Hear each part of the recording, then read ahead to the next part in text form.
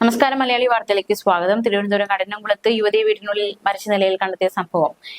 Bike അടക്കം വിറ്റിട്ടാണ് ആതിരയെ കാണാൻ തിരുവനന്തപുരത്ത് എത്തിയതെന്ന് കഠിനംകുളം കൊലപാതകത്തിലെ പ്രതി ജോൺസന്റെ മൊഴി. കുഞ്ഞിനെയും കൊണ്ട് കൂടെ വരാൻ പലതവണ ആവശ്യപ്പെട്ടു, പക്ഷെ ആതിര തയ്യാറായില്ല. അതുകൊണ്ടാണ് കൊലപ്പെടുത്തിയതെന്നും പ്രതി പറഞ്ഞു. പോലീസ് പിടിയിലാകുമെന്ന് ഉറപ്പായപ്പോഴാണ് ആത്മഹത്യക്ക് ശ്രമിച്ചതെന്നും അന്വേഷണ സംഘത്തിന് ജോൺസന്റെ മൊഴി.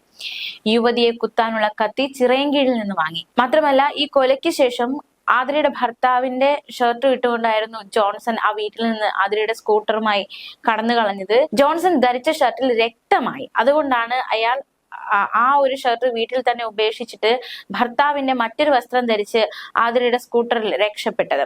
കൊലപാതകത്തിന് ശേഷം താൻ സ്വയം ജീവനെടുക്കാൻ ശ്രമിച്ചുവെന്നും പ്രതി പറഞ്ഞു. ഈ മാസം 7-ാം തീയതി തമ്മിൽ കണ്ടുവെന്നും അന്ന് തന്റെ ബുള്ളറ്റിൽ ഒരുമിച്ച് യാത്ര ചെയ്തിരുന്നുവെന്നും പ്രതി മൊഴി നൽകി.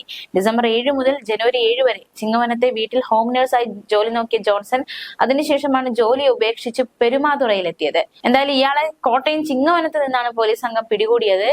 ഇയാളെ പിടികൂടിയ ചില ദൃശ്യങ്ങൾ കാണാം.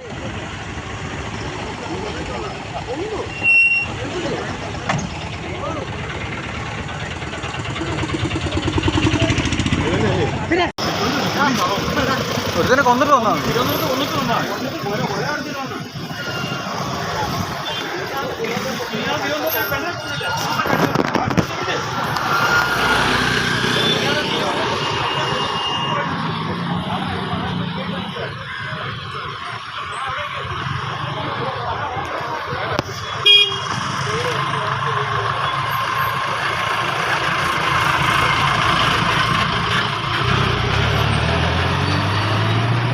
എന്തായാലും നിർണായകമാകുന്ന പ്രതിയുടെ മൊഴികൾ ഇടയ്ക്കിടയ്ക്ക് പുറത്തു വരുന്നുണ്ട്. തീർച്ചയായിട്ടും ഇനി തെളിവെടുപ്പിന് കൊണ്ടുവരേണ്ടതായിട്ടുണ്ട്.